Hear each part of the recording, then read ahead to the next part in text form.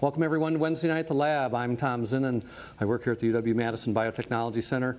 I also work for UW Extension Cooperative Extension, and on behalf of those folks and our other co-organizers, the Wisconsin Alumni Association, Wisconsin Public Television, and the UW-Madison Science Alliance, thanks again for coming to Wednesday Night at the Lab. We do this every Wednesday night, 50 times a year. Back on September 10th of last year, I had the pleasure of going to give a talk at the biotechnology class at the Verona Area High School. It happened that the news of the discovery of a new hominin, Homo naledi, had broken just that morning. The UW had played key roles in characterizing and describing this new species, so I asked the students at Verona about their take on that story. They're only about 12 miles from this rather remarkable public land grant research university. I wanted to get an idea of what they had gleaned from the media. There was one girl in the class. She was a little shy, but she sure seemed to know a lot about that work. And I asked her how she knew so much about it. And she said, "Well, John Hawks is my dad."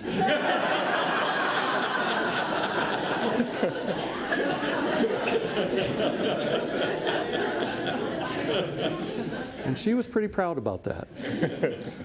It's a great delight to get to welcome back John Hawks. This is at least the third time he's been here.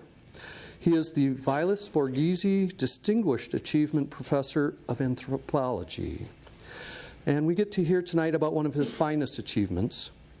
It's a story that has already become a point of pride for the University of Wisconsin-Madison.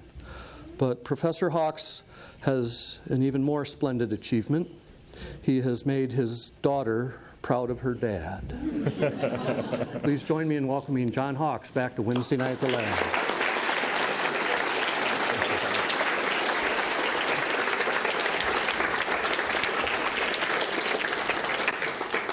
Wow, thank you everybody for coming out tonight. I see some familiar faces out there. I see a lot of faces I haven't seen before. I'm so pleased that all of you have come in to hear about this work that we're doing here at the university and in collaboration with our colleagues in South Africa.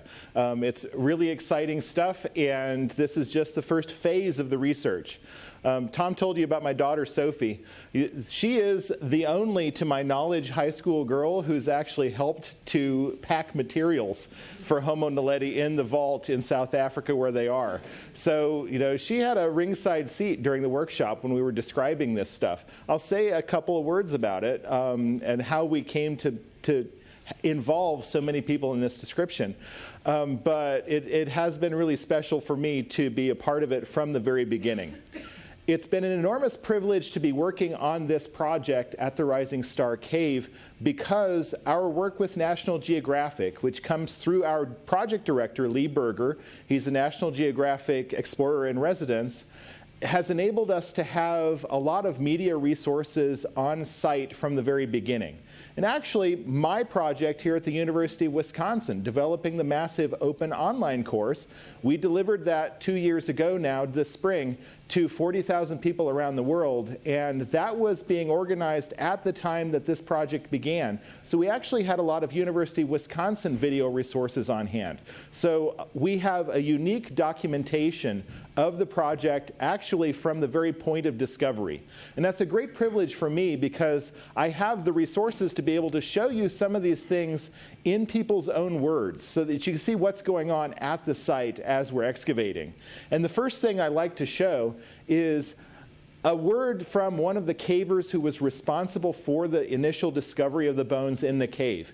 He gives you a first-hand account of how they came to discover these bones.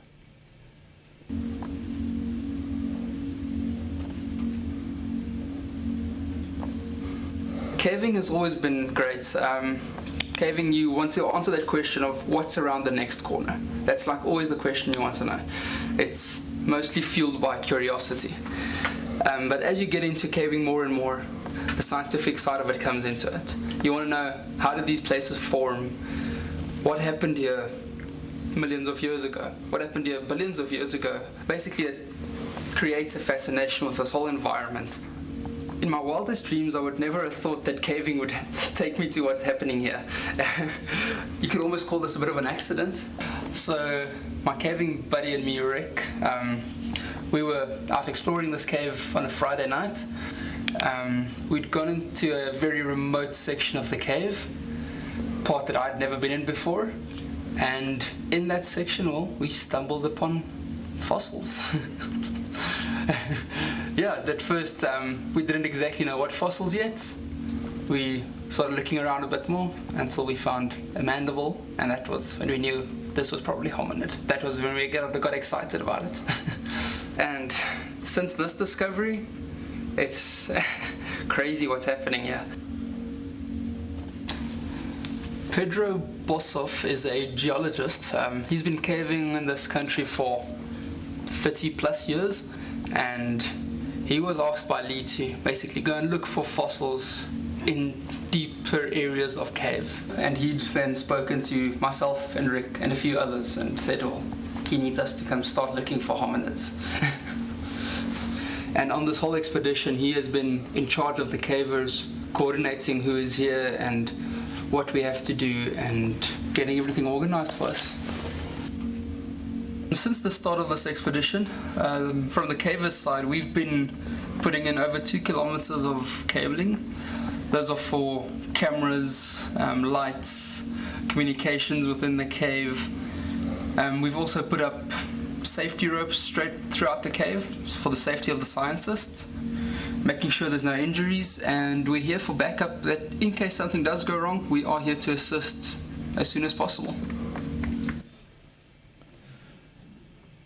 This is Lee Berger, who's the director of the project. These guys were interested in working with Lee potentially because Lee had been responsible for the discovery of a fossil named Australopithecus sediba. That discovery happened in 2008, 2009, and those results have been published over the last 6 years. They got a lot of attention as creating a new process of discovery where people were exploring new caves. And Lee had gone over the ground across the entire World Heritage Site, that's called the Cradle of Humankind World Heritage Site, mapping caves that hadn't been previously mapped. So these guys who work underground, it's their hobby to go into caves on the weekends and try to push the boundaries, go into parts of caves where they didn't know that anybody had ever been before. And they said, you know, sometimes we see bones when we do this. Maybe, you know, we can work with you and we might find something too. And of course, Lee said, that's wonderful. I've talked to him about it many times. He did not expect that the first cave that they went into, we would make a massive discovery. And yet it was his philosophy that when you're going to start something systematically, you go into your backyard first, go to the places that you know. And the Rising Star Cave, which is underneath this hillside, which is pretty nondescript. This hillside is basically a chert dolomite hillside, and inside of it are more than 1 kilometer of underground passageways that make up the Rising Star Cave system. This is a small part of the system mapped that shows you the area that we're actually working in from our entrance to the chamber where we found the massive fossil deposit. In this kilometer of underground passageways are lots of twisty, turny routes, and you get into them really quickly after you go into the cave. How many of you folks have been in a cave? How many of you have been in a cave? Been in a cave, yeah. Okay, brilliant. How many of you have been in a cave where you have to crawl on your hands and knees somewhere? Okay. And how many of you have actually had to squeeze so that rock was against your front and back? Yeah. This, if you haven't done it, can be a really terrifying experience. You know, if you're claustrophobic at all, this is a real problem situation. But this is the situation that the Rising Star Cave poses, and it's why our cavers like it. Because you can get into those kinds of really hairy places right after the entrance. So you don't have to spend all day caving underground to get somewhere really interesting. And it's a great place to bring people to train them on that kind of caving. So people were really familiar with this cave, and it's been known in the caving community for more than 50 years. It lies less than 1.5 miles from at least 6 very famous fossil sites, including 2 that have been investigated systematically for more than 70 years for hominin fossils. So it's in a very fossil-rich environment, but fossils had never been noticed in this cave before. The reason why, probably, is that these really narrow passages and twists and turns make it really hard to access these bones. So when you saw these guys sort of squeezing through that super narrow place, the way that we reach the Dinaledi chamber, where we are now excavating fossil hominins, is by going down a vertical drop. You can see it there on the edge of the graph. The Dinaledi chamber is on the far right side, and there's this vertical little drop that is about a 12-meter vertical descent that has a minimum width in it of about 7.5 inches, 18 centimeters.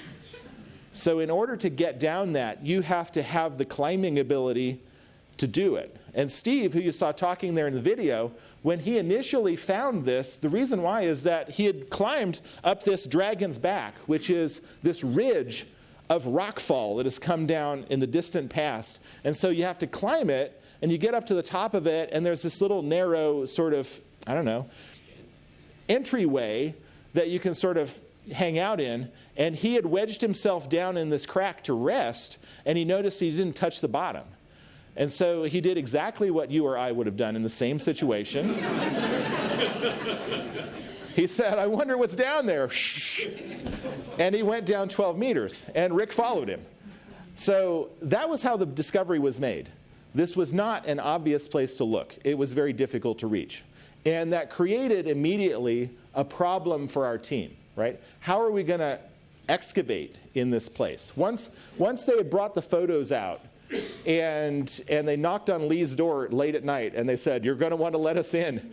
And he looked at the photos. He's like, this is a hominin. And he sent me the photos. He sent it to a number of our senior colleagues who've been involved in the project before. He said, what do you think of these? It's a fossil hominin. There it is. It's a jawbone laying on the floor of a chamber that clearly is a fossil hominin, not a human, but some earlier form, and all the bones that you saw there to go with it. So it was clear that we had to mobilize immediately. Well, Lee did exactly what you or I would have done in the same situation. He put a call on Facebook. Dear colleagues, I need the help of the whole community and for you to reach out to as many related professional groups as possible. We need perhaps 3 or 4 individuals with excellent archaeological, paleontological, and excavation skills for a short-term project that may last the month of November if things go as planned. The catch is this. The person must be skinny and preferably small. They must not be claustrophobic. They must be fit. They should have some caving experience. Climbing experience would be a bonus. Within a few days, Lee had received 57 applications from qualified people all around the world. And on the basis of looking at their records, interviewing them over Skype, he selected 6 outstanding young women to be the caving team that would be the people responsible for excavating in this very challenging place. And so, here's our team. And I like to point out, second from the left there is Aliyah Gertoff, who's a University of Wisconsin graduate student, part of our anthropology program. On the far left is Becca Peixado, who's involved in Outward Bound and a master's student in archaeology, now a doctoral student at American University. Ellen Feuerriegel is from Australia National University. Marina Elliott, in the right center, is now directing field exploration in the cradle for the project. She was at Simon Fraser University in Canada. Lindsay Eves, and Hannah Morris, now at the University of Georgia. So our caving underground team, outstanding young women, and over the course of less than 3 weeks underground, they excavated what would be the largest single fossil excavation ever conducted in Africa for hominin fossils. So I'll show you some scenes of the underground work. It's a challenging situation. Everything that you see us working with underground had to be taken through those narrow passages. And that means the power, the lights, the computers, the scanners that we use. You see them working there in very closed off, sort of contorting sort of circumstances. It became really rapidly clear after very little excavation. This is me in the cave, right? And I put this up here to remind myself to tell you guys how worthless I actually am. Right? I don't fit. I will never set foot in the place where these fossils are. Lee will never set foot in that place. This is a very special chamber that you can only access with the right climbing and caving skills and the right physical makeup. And most people don't have it. It has been a great privilege to be involved in the project in the way that I have.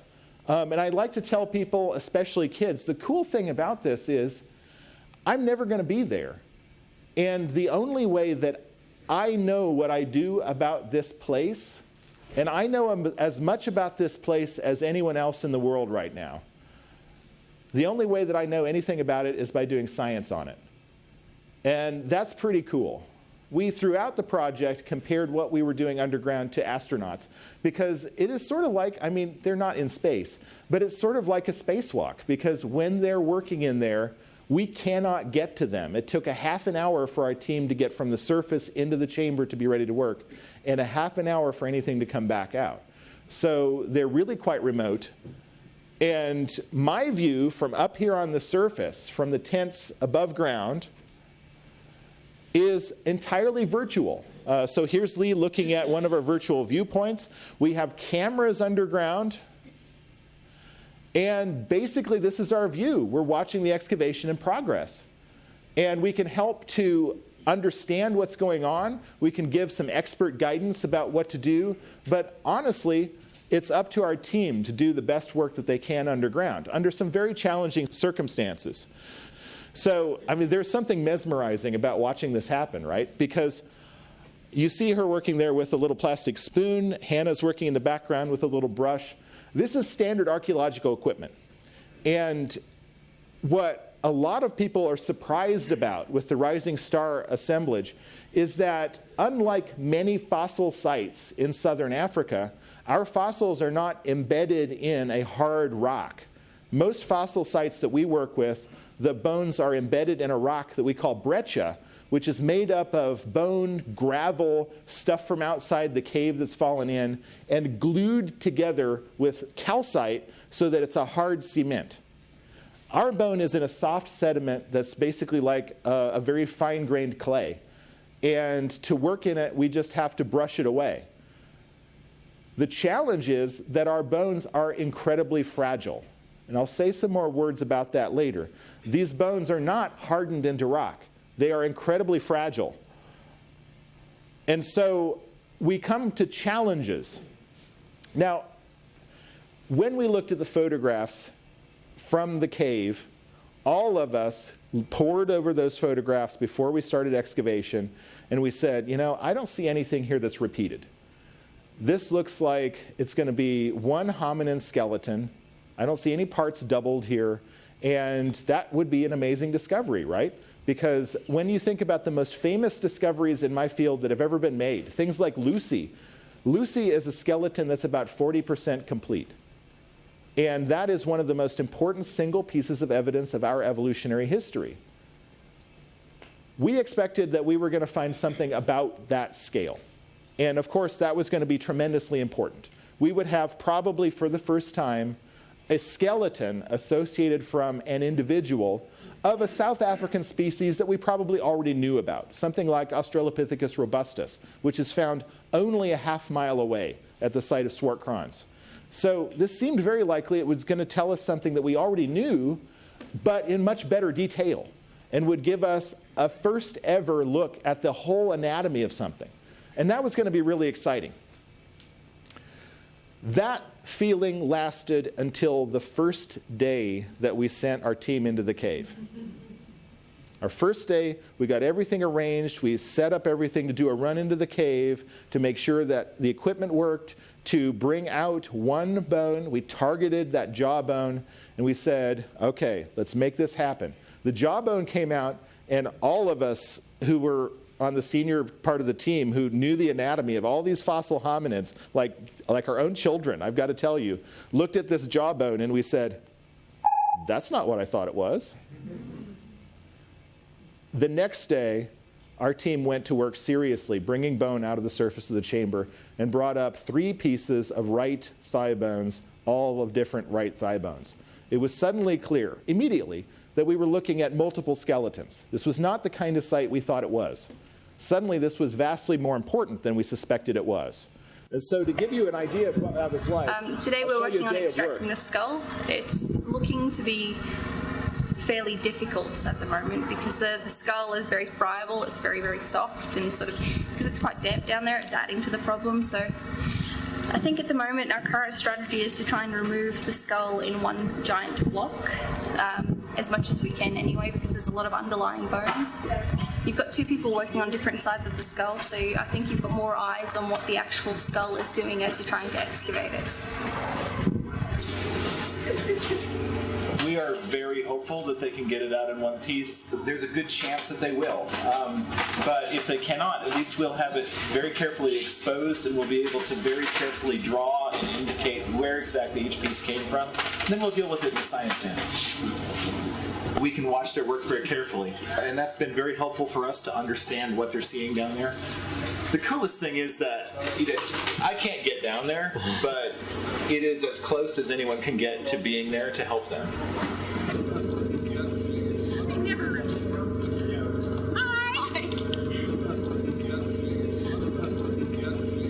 It's early evening, late afternoon. It's time for fossils to come up. Well, they're supposedly bringing it out right now. It's lying on its side, then there's a chance there's a bit of rotted and stuff, which would be really nice. It feels completely surreal. This just doesn't happen. They are going to begin up. So if somebody wants to do this, now is the moment. It's a big moment again. Every time it's a big moment. Is that it? Right. There we are! All right. Look at that. How fantastic. Here it comes. Okay, here you go, folks. Let's go get it. You've been waiting Before I thank you. Please take it.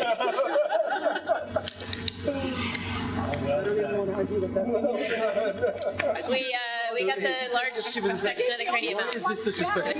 Glad to be done. The cut part. There's a lot more down there. There's a whole puzzle of long bones and other bones down underneath where that was. About halfway through the time Marina and I were down there, it was pretty clear that we weren't going to leave till it came out. There was no way we were stopping. The science tent closed a while ago, and there was something to keep them busy in the morning. So that's good.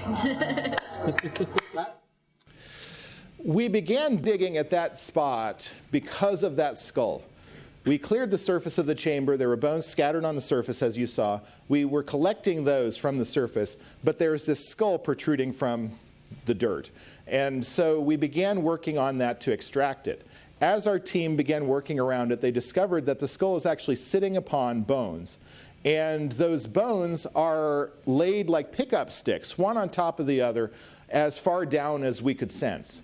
And so this became a massive undertaking, just working to get that skull out. And once it was out, working on and gradually exposing more and more of this layer of bone that was making up the chamber.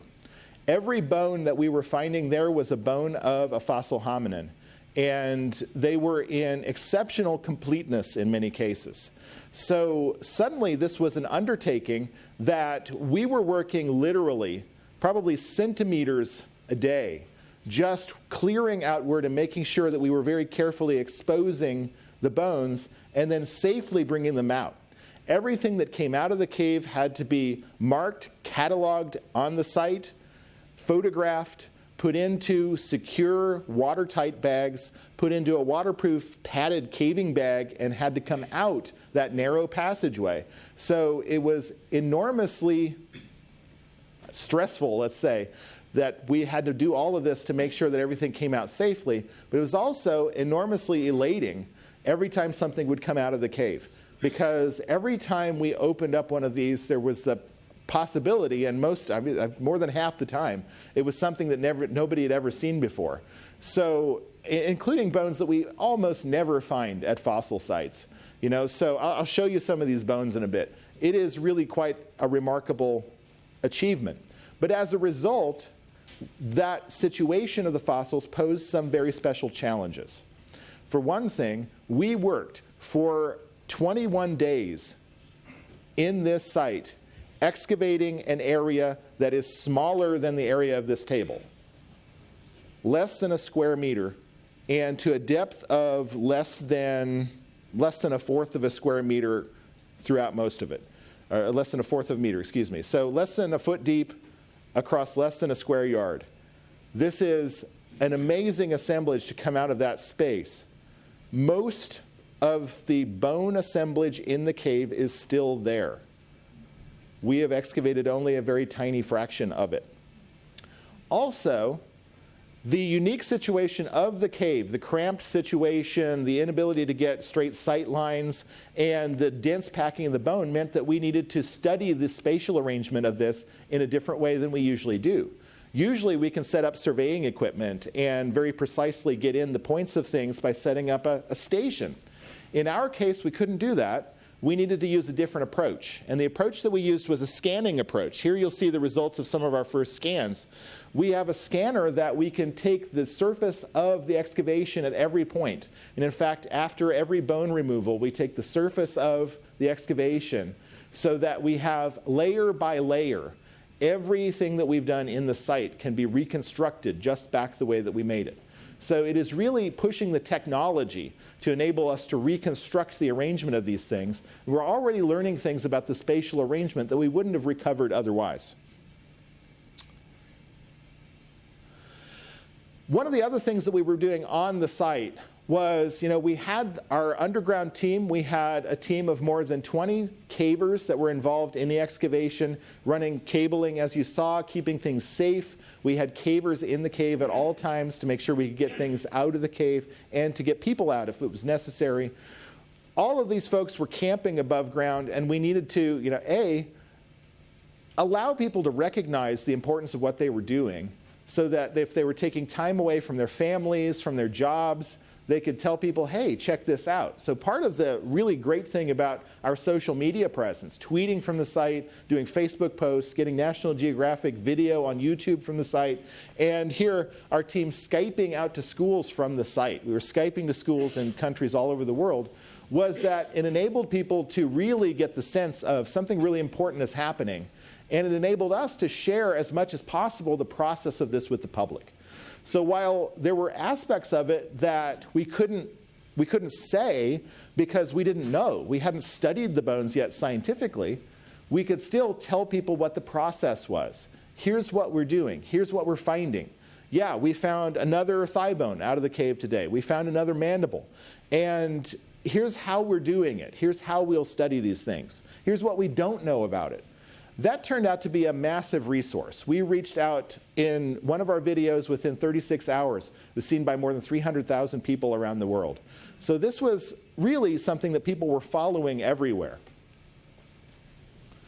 But packing up on the site, it was clear that with this assemblage of fossils, at the end of November, more than 1,200 fossils.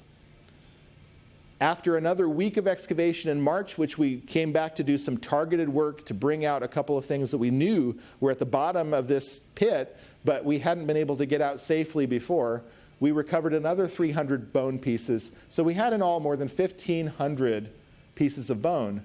We needed a very special way to study that. That, by itself, was the largest assemblage of fossil hominids ever discovered in Africa. There's only one site in the world that comes close to this in terms of fossils. It's in Spain, and it's an early form of our own genus Homo. So what we did was to get the word out, again, via Facebook, again, via social networks. We need people to come and help us to analyze this material. If we just took the team of senior people who've been involved in the project for many years to come and describe stuff, it would take us years and years and years to do it. We didn't want to do it that way, but we also wanted to take advantage of the opportunity to broaden the involvement of this to a new generation of people. So we got the word out that we were looking for scientists who were in their early career, people who were finishing their PhD, who had already done their research, who already had data sets, or who had recently finished their PhD. They're in their first position, a postdoc, an assistant professorship, and you've got data sets. Please apply, tell us what you've got, and we have resources to bring people to work on the fossils. And that's exactly what we did. During June of 2014, May and June of 2014, we assembled more than 35 early career researchers in South Africa, funded by the South African National Research Foundation, to do the primary description and analysis of the fossils. This was an amazing time, I think, for all of them, certainly for me, because imagine, right? You've got people who've been dreaming about doing this sort of thing for, at least what has been in their careers to date. And I'll never forget taking these things are in a vault, like a bank vault, right? With a giant door. And taking the big key and opening the vault and doing that, and letting these folks into the fossil vault for the first time and seeing these fossils. It was really quite amazing. And on site here for more than 5 weeks, we put more than 10,000 person hours into the analysis of these fossils. We measured them in every way possible. We scanned them. We made surface models of them. We described them in relation to every fossil hominin that we had to compare them to. And that included not only originals that exist in South Africa, but high-quality copies of things that we assembled by getting everybody around the world who had copies of things to send them to us so that we could compare them. So we really put together a scientific document that shows the anatomy of something that would turn out to be, after our analysis, a species that had been totally unknown to us before, a new species that we named Homo naledi. Naledi in the Sesotho language, which is one of the local languages spoken in this area, means star. And we named it star because of the rising star cave that we found them in. And we named the chamber where we found the bones, the chamber that had not been on the map before our team went into it. We named that chamber the Dinaledi chamber, which means the chamber of stars. So Homo naledi turned out to be similar in some ways to early members of our own genus, genus Homo, but also substantially different from them in some really interesting ways. It gave us a picture of a species that we didn't expect. This is a virtual model made from some of the scans of the bones, some of the 3D scans. So this is a 3D manipulable model. Here's the bone layout that shows you the multiple pieces of each part that we have preserved. For the first time, we were able to prepare a description of a new species of hominin based on the entire skeleton. Usually we find a jaw, and we compare that jaw, we pore over it, comparing it to everything we know about, and we find a few details that make it different. We say, this is something new. In this case, we're able to compare the entire skeleton. And some things really are unique, we've never seen before. And some things overlap with other species. But what was key about this was that the things that overlap with one species, other features would overlap with something else. This was a new combination of things that we'd never seen before. So the skull is the most charismatic part. Everybody loves the skull. We have parts of at least 5 skulls, and very probably more. When I say at least 5, what I mean is that I can show by laying them out that I have the same part repeated 5 times. So we have parts of at least 5 skulls. We have parts of at least 15 individuals' dentitions. I'll show you the teeth in a bit. Here's our team working on the teeth, on the skull, these early career people. My friend Davorka Radovcic on the right from the Natural History Museum of Croatia. And here's one of the more complete skulls. This is DH3, Dinaledi hominin 3. This is the skull of an old woman. And I'll show you that tooth set in comparison to the others. We know how old they are from their teeth, if they preserve them. Here's a couple more of the skulls. Here, I like to show how much we have, right? Here are all pieces of the brow ridge. Here are pieces of the temporal bone, just in front of the ear. Here are pieces of cheekbones. Here's the back of the skull.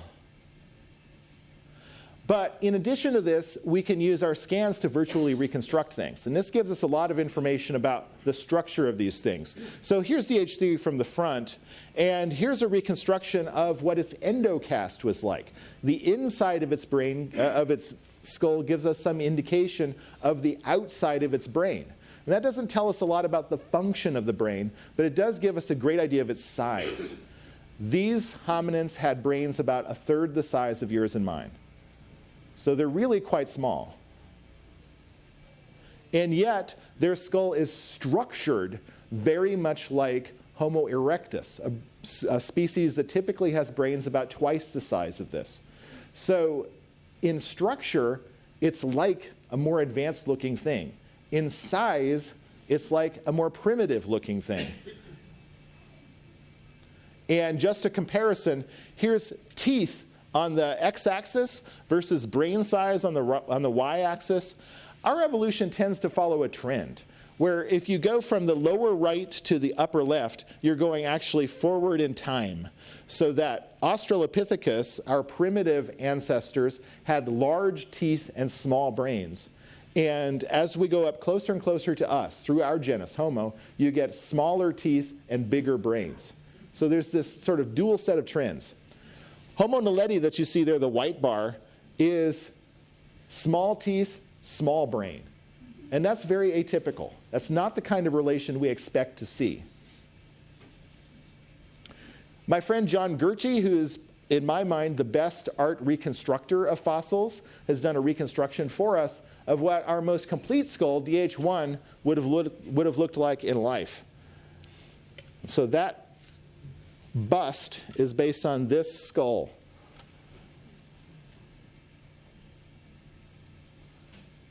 DH2 is the skull that you saw them working on there in the cave that came up in ultimately a cereal bowl.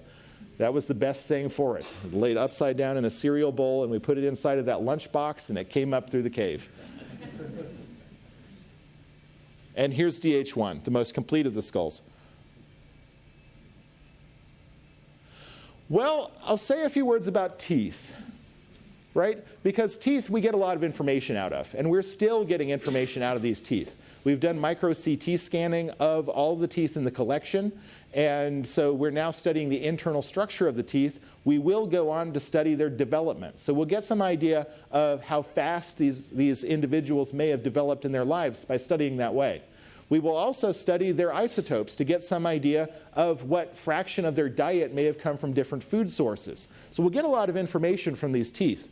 But for me, somebody who's used to working on teeth from other collections that are large, the most exciting thing is that we can get a picture of what this group would have been like when it was alive. Because here is an array of the more complete of the dentitions. This is 6 dentitions representing a range of ages. So that at the upper left, we have a nearly complete set of teeth, upper and lower. These are all baby teeth, except for the very bottom ones there on the upper left set. Those are the first permanent molars. This is a set of teeth from a toddler around age 2 or 3, if this was human terms in terms of age. Probably they develop a little faster than we do, so probably a little younger. At the bottom right, you have the oldest individual. That individual has almost worn her teeth completely out, so that they're worn all the way down to the roots. In fossil terms, that usually means that this individual is somewhere in their mid-30s. So if you think old, old, old, that's old, old, old for these folks. And we have everything in between. We have children. We have at least 8 children in the collection of a range of ages. We have infants, including one either newborn or near-term fetus. We have young children, we have older children, adolescents, and we have young adults and one very old adult. So this is a picture of the demography of a population. We've never had that before, not from one site like this, and certainly not from as primitive a hominin as this is. So this gives us unique information that we're only really starting to be able to work with. This is my favorite thing in the whole collection, because when you have a bunch of loose teeth that you found in a cave, fitting them together is like the greatest puzzle ever. Because there are biological clues about which teeth go together and how, and they leave traces on each other so that you can actually discover, this tooth goes with this. Last month I was there and we had a tooth come out of the cave because we had to sample another tooth for some dating methods. And I said, I know exactly where this goes. I know whose tooth that is. The clues are there. So this is my favorite because it's a beautiful, beautiful condition dentition. This is the entire set of lower teeth, and we have most of the upper teeth as well of this individual, of what in human terms would be about a 9 or 10-year-old. But we have not only the skull and the teeth, which we often have at other sites, we have the rest of the skeleton. And we have lots and lots and lots of parts of the rest of the skeleton, including complete articulated parts. So this, in the site, is the right hand of an individual. It is, the fingers are bent over like this, so that you see the intermediate phalanges, these middle parts of the fingers, bent over like that. This is what you call a death pose, because here's the hand and it's gone like this. And all of the bones are there. The only bone lacking from this hand is this little one in the wrist, the pisiform bone.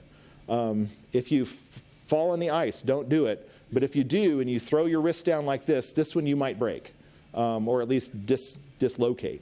So it's there. We don't have that bone, every other bone from every other individual. It's amazing. Put this together, and this hand by itself, and we have parts of many hands. We have 150 hand and wrist elements in the collection. We have 190 teeth in the collection. An amazing sample. But this hand itself has this mixture of features that indicate different things. Its wrist and its palm is fundamentally a human wrist and palm. But its fingers are very curved relative to our fingers. Its fingertips, you can see them, the fingertips, they're broad at the end. A chimpanzee's fingertips or the fingertips of some of our early ancestors are very narrow at the end. That's because we use our fingertips to grip things strongly when we're making and using stone tools. You guys aren't making and using stone tools, but your fingers are still well made for it, and you grip strongly, powerfully through your fingertips because of it. These guys, we've never found a stone tool yet in our site. So I can't say for sure that they were doing that, but their hands are sure made for it. But those curved fingers mean that their hands were also well made for gripping onto things like this and suspending weight from them, which tells us that they were probably climbing a great deal, we think.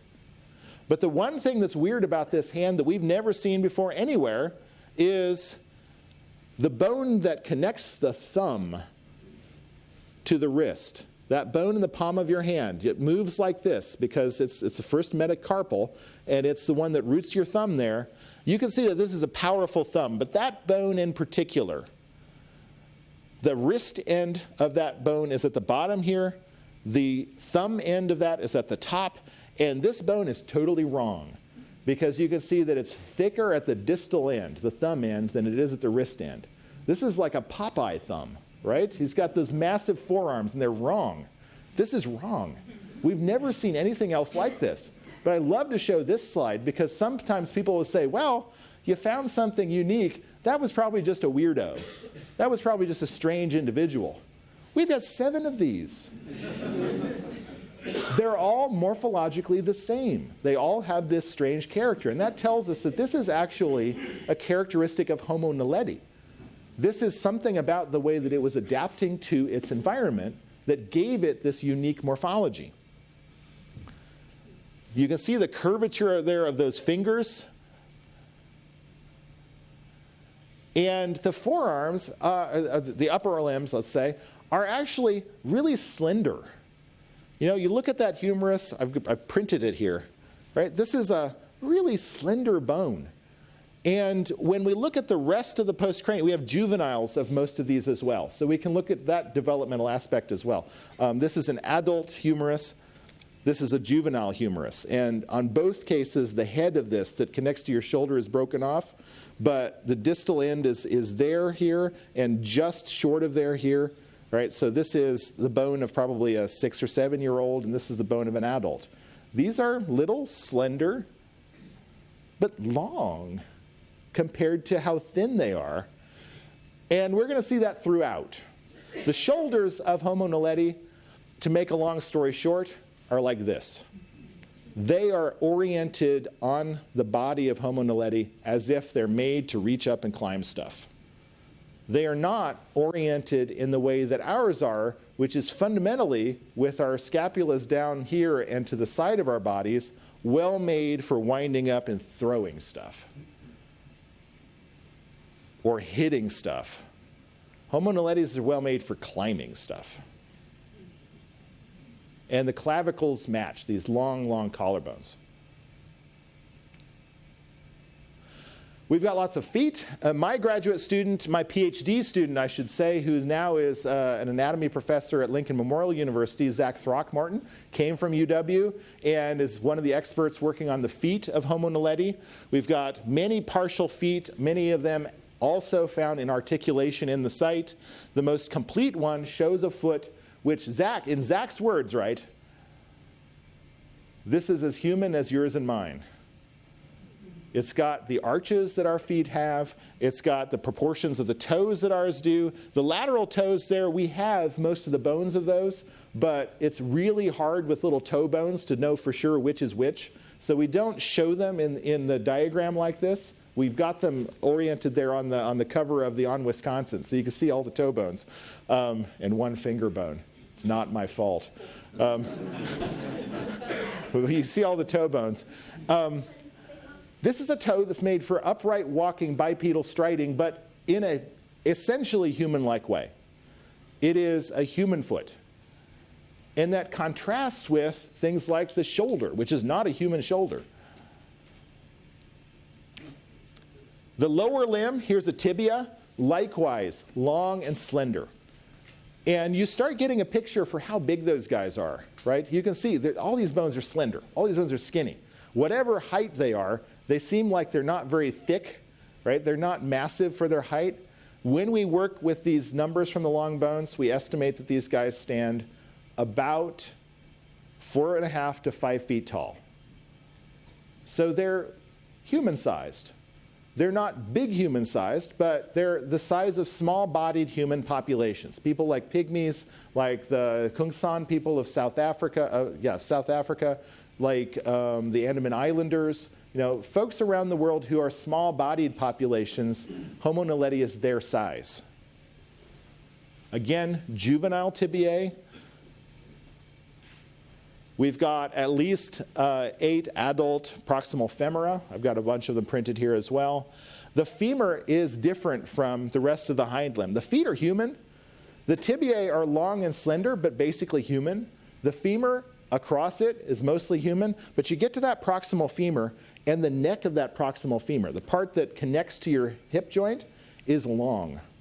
And I'll tell you exactly why that is when we look at the hip.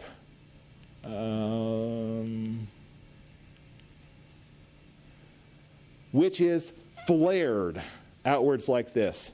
And so if I take a piece of the hip, and the hip is a tragedy. My postdoc here, Caroline Van Sickle, her specialty is the hip, and she worked with us on the team that was working on the hips.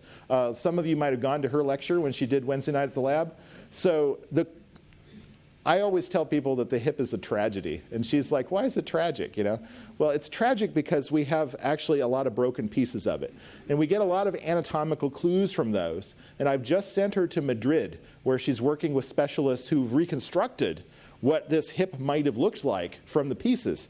But the first clue that we get is that when we orient this properly, you see that it just flares outwards like this, and the femur necks are long to match. This is a dynamic that we see in some of the earliest bipedal hominids, the Australopiths.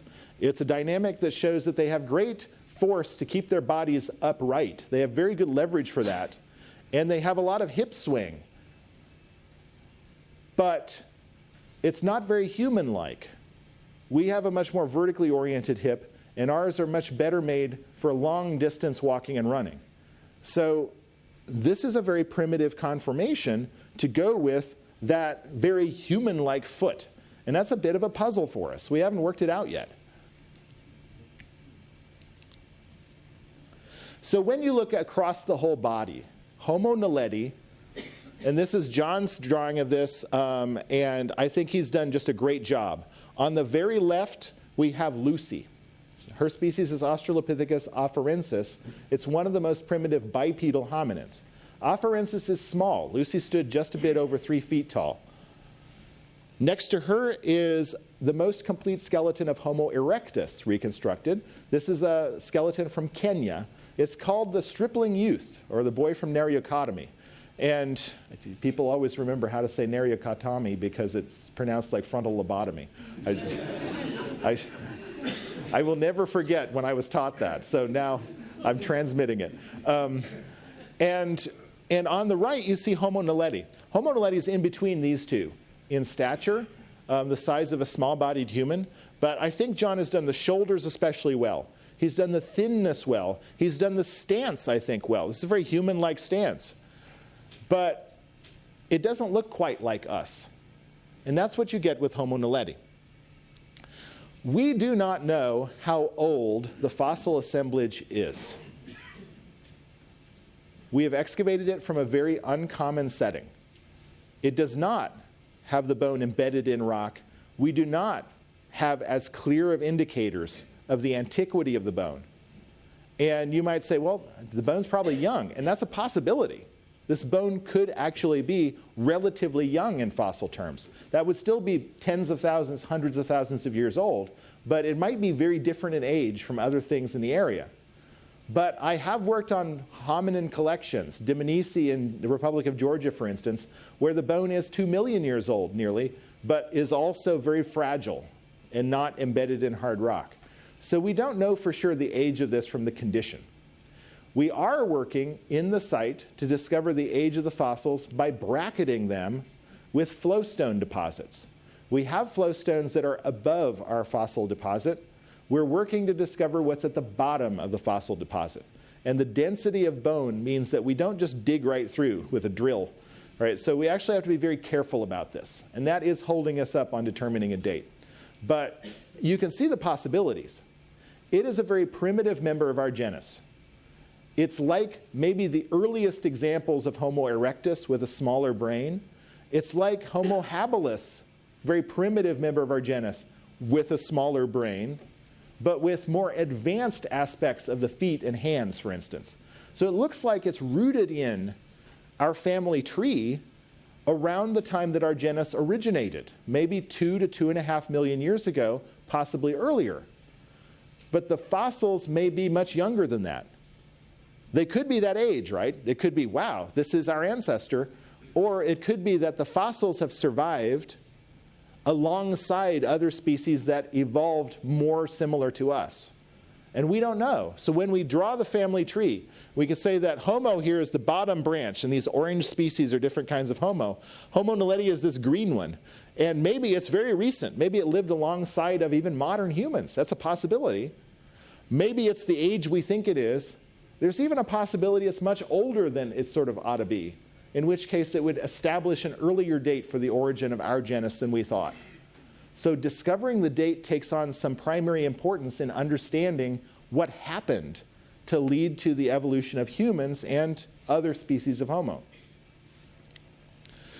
Well, as Tom indicated, we had a lot of news with this discovery. I was really, this is my photo on the New York Times. It's just wonderful. The international attention to this has been just enormous. It has been really, really great to see that our science has gotten this kind of attention. This is the skull, right? I'm the one who made away with the one that the vice president kissed. This is the vice president of South Africa who appeared at our announcement and was really nice about this. It is so neat to be in South Africa, in many ways still a developing country, still investing in its strategic areas of scientific advantage. Fossils, obviously, a huge area where they're pushing their science. And to have at the highest levels of government that recognized and the importance of this. At our announcement, the vice president said, "This work demonstrates the scientific basis for a common humanity." And that is what it does. This is showing our ancestry. The things that tie us together historically are things that came from these ancient species. And discovering how they lived is telling us about that shared history that every human around the world has, especially in countries like South Africa, where you have this huge human diversity that has had a history of great troubles.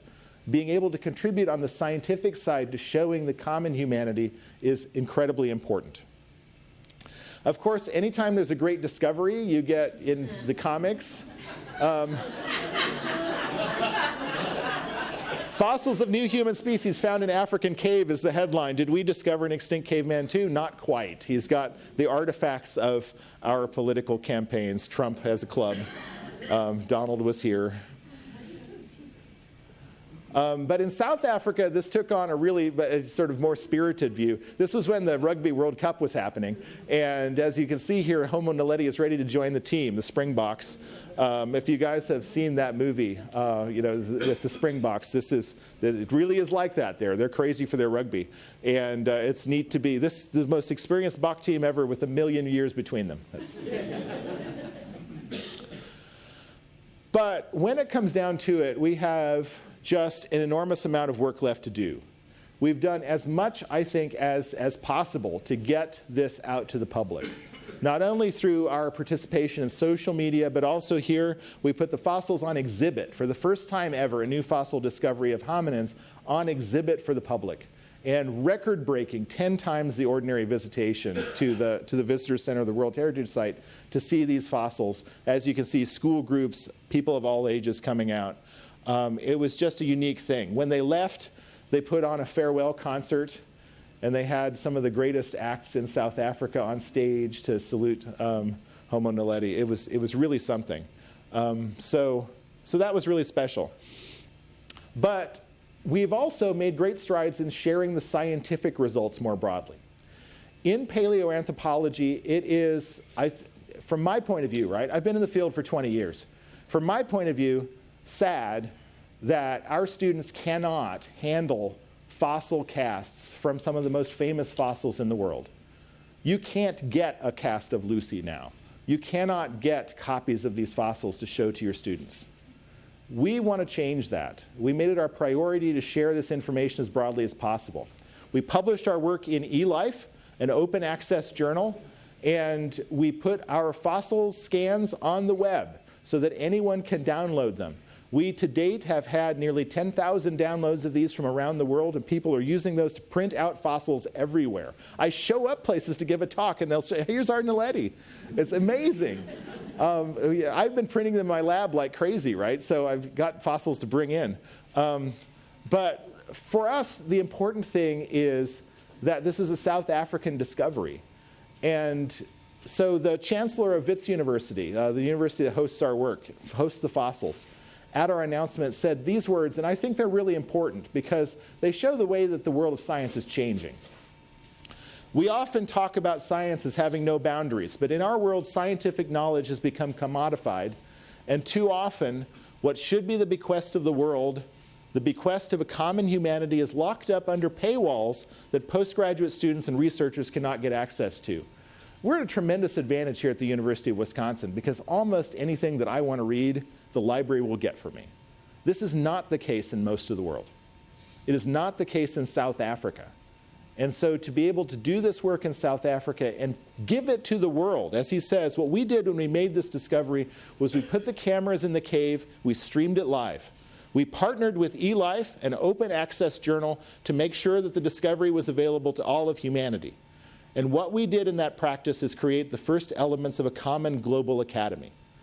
We're not simply going to be beneficiaries of open access, but we're going to be contributors to open access. This isn't Africa coming with its hands out looking for people to give stuff. This is Africa providing the best that it has to the rest of the world as a bequest of a common humanity. And so to be part of that project with that priority for me is tremendously important. You guys are going to want to know, how did the bodies get in there? We have a very unique situation. A situation in which we have no other medium or large mammals other than hominins. Aside from the hominin bones, we have 6 pieces of a bird's leg and some teeth and a couple of other bones from mice. And those mice teeth and bones, we're pretty confident were there before our hominins. They're in a different deposit than our hominins. Our hominins are there in what look like at least 2 different depositional events. The bird, we think, probably came in later because it's on the surface. It's preserved differently from the hominin bone. That's what we got. This chamber is where it is. It is remote. It's, for our team, very difficult to reach. We do not believe it would have been as difficult to reach in the past. We think caves change over time, and we think the geology of this cave probably made it easier to access in the past. But we can tell from the sediments in this chamber that this chamber was never open to the surface. These hominids didn't fall in. They were not washed in. There's nothing in there that's indicative of water of the strength that it would take to move bone. And we've got parts of bodies that are fully articulated. It's clear that the bodies entered this chamber hole. We've got great traces of what happened to these bones at the time of decomposition. We've got the little traces that beetle mandibles make on it. But in all of this, on no bone do we have something that is a mark made by a carnivore. So there we have it. They weren't dragged in by carnivores. They were not subject to predation. There's no carnivore that only eats hominins anyway. Not 15 of them. They're of all ages. This isn't people that were exploring a cave and got unluckily trapped there, right? Unless they were exploring with babes in arms. They were not living there. There's no sign of detritus that they would have, of the stuff that they ate, they left in there. They were clearly not using this chamber. They may have been using other chambers. We're investigating this. But they weren't using this chamber to be in, except to have their bodies in it. We think the most likely scenario is that Homo naledi deliberately deposited them there. This species with a brain a third the size of ours was collecting its dead and putting them in this place. That tells us something really interesting, really important, I think. A lot of people come away with that and say, well, did they have religion? Was there some belief system that they had? We don't think that. I think it's not a scientific question at this stage, obviously. We don't think that. We think that what they had was emotion. We think that they had feeling for other social beings. We see this among other primates. So we know that this is something that's not a stretch. What's different is that Homo naledi had a culture that said, when the bodies are dead, put them here. That's a minimum. That's all that it took, we think. But that does tell us a lot. It tells us that these were cultural creatures. We can't find a better explanation at this moment for what happened, but we're still investigating. I can tell you that there are other hominin remains inside the Rising Star Cave in different places. So we will learn more about what happened here. We may discover other species of things, or species we already know about. We may find more of Homo naledi. Just this week, from a nearby cave, Sterkfontein, was reported a new area. This cave is one of the most famous in the world for producing hominin fossils, but a team was working in a different area of the cave and recovered a tooth and a finger. And that tooth could be Homo naledi. It looks a lot like it. We're not sure. We have to look at it in person. But one of the people working on it is Travis Pickering here in the Department of Anthropology. So we've really got the corner on the market of Homo naledi at the moment. It's exciting because anywhere we look, we could turn this up and discover the next piece of evidence. But what this cave tells us more than anything else, it's less than 2 miles from some of the most famous fossil sites in the world. And there it was, with the largest assemblage of fossil hominins ever in Africa waiting to be found. The next place we look could have something just as cool. It's clear that we've only begun to scratch the surface of what there is to discover, right? In a place where people thought, well, people have been looking for 70 years, what more could there be to find? When you find something like this and realize that the rest of the continent is there, unexplored at that level of detail, our science is going to change a lot in the next several years. And this is just the beginning. So keep watching. This is going to be an exciting time. We're discovering new things all the time. We're going to have more new things out of Rising Star. And within, I'd say, a year, you're going to hear some really crazy stuff. So keep watching. Thank you, everybody, for coming out.